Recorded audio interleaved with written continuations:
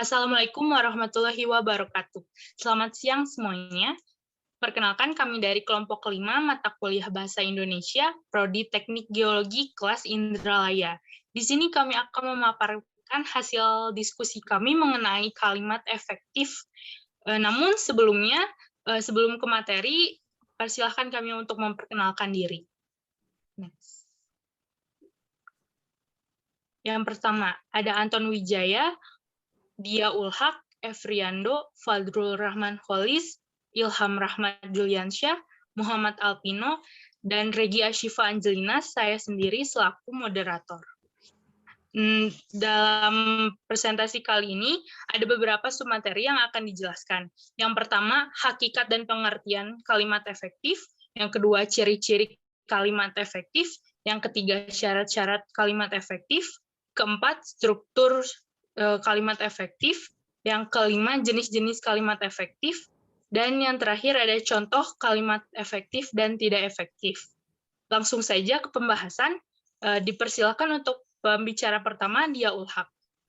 Untuk pengertian kalimat efektif, yaitu kalimat yang secara penyusunan mudah dipahami dan tersampaikan maknanya secara tepat oleh pembaca atau pendengar. Dikatakan efektif jika gagasan tersebut dapat diterima dengan mudah, diterima dengan jelas, dan diterima dengan lengkap, seperti apa yang dimaksud oleh penulis atau pembicaranya. Lalu pembicara kedua dipersilakan Alpino. Kalimat efektif. Yang pertama ada kesepadanan dan kesatuan.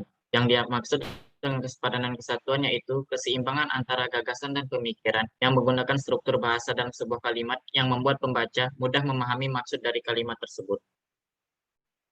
Yang kedua yaitu ada kesejajaran. Yang dimaksud dengan kesejajaran yaitu bentuk dan struktur kalimat efektif harus sama atau sederajat. Dalam hal bentuk, kesejajaran terletak pada penggunaan imbuhan, sedangkan dalam hal struktur kesejajaran ada pada klausa-klausanya. Yang ketiga yaitu kehematan. Dalam sebuah kalimat efektif, informasi yang disampaikan harus cermat, serta tidak boros dalam penggunaan tiap katanya. Diusahakan untuk menghindari bentuk yang bersinonim.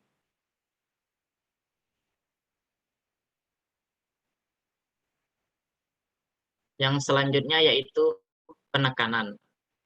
Yang pertama yaitu mengubah posisi dalam kalimat. Contoh, harapan kami adalah agar soal ini dapat kita bicarakan lagi pada kesempatan lain.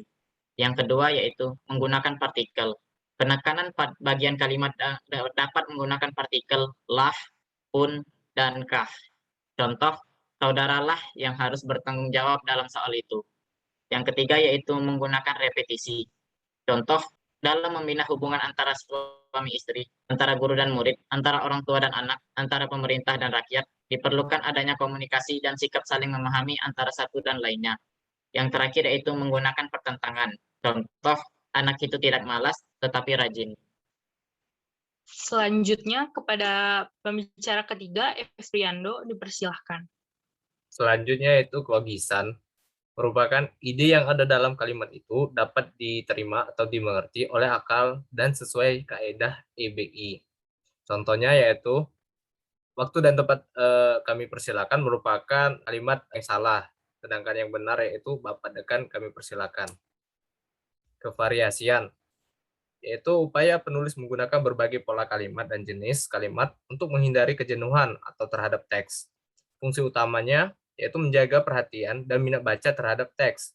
Contohnya, dari renungan itu, seorang manajer menemukan suatu makna, suatu realitas yang baru, suatu kebenaran yang menjadi ide sentral yang menjiwai bisnisnya ke depan. Syarat kalimat efektif. Yang pertama yaitu sesuai ejaan yang disempurnakan. Yang kedua, mempunyai subjek dan predikat. Yang ketiga, tidak bertele-tele. Dan yang terakhir, tidak multitafsir. Selanjutnya kepada pembicara keempat, Anton, dipersilahkan. Baik, selanjutnya adalah struktur kalimat efektif, terbagi menjadi 3. Yang pertama adalah kalimat efektif umum, dibagi menjadi 2, yaitu unsur wajib dan unsur tidak wajib. Unsur wajib memiliki subjek dan predikat, sedangkan unsur tidak wajib, unsur yang ada, boleh ada, dan boleh juga tidak ada. Seperti kata kerja bantu, harus, boleh, keterangan aspek sudah, akan, keterangan tempat, waktu, cara, dan sebagainya. Baik, yang kedua adalah kalimat efektif paralel. Adalah struktur yang menggunakan bentuk bahasa yang sama yang dipakai dalam suatu susunan serial. Contohnya, penyakit tumor otak adalah satu segi usia yang paling mengerikan dan berbahaya, sebab pencegahan dan cara pengobatannya tak ada yang tahu. Seharusnya adalah penyakit tumor otak adalah satu segi usia yang paling mengerikan dan membahayakan, sebab pencegahannya dan cara pengobatannya tak ada yang tahu. Tiga adalah kalimat efektif periodik. Adalah struktur ini lebih mengemukakan unsur-unsur tambahan baru, kemudian unsur intinya. Contohnya, oleh warga jenazah yang busuk itu dikuburkan, itu OKSP, sedangkan tanggal 22 Desember 2011, Hari Ibu dirayakan oleh Dharma Wanita Desa Balangan, KSPO.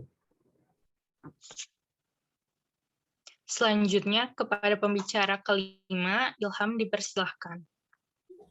Jenis-jenis kalimat efektif. Pertama, kalimat berita. Kalimat berita adalah kata kalimat yang dipakai guna memberikan informasi sesuatu, biasanya diakhiri dengan tanda titik. Contohnya, banteng menyerang dengan ganasnya.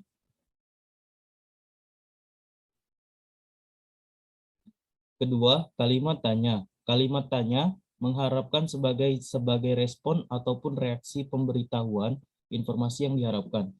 Biasanya diakhiri dengan tanda tanya. Kata tanya yang akan dipakai ialah mengapa, bagaimana, apa, di mana, dan sebagainya. Contohnya, bagaimana proses motor itu? Tiga, kalimat perintah. Kalimat perintah, kalimat bermaksud untuk menginstruksikan seseorang untuk melakukan sesuatu. Kalimat perintah biasanya diakhiri dengan tanda seru.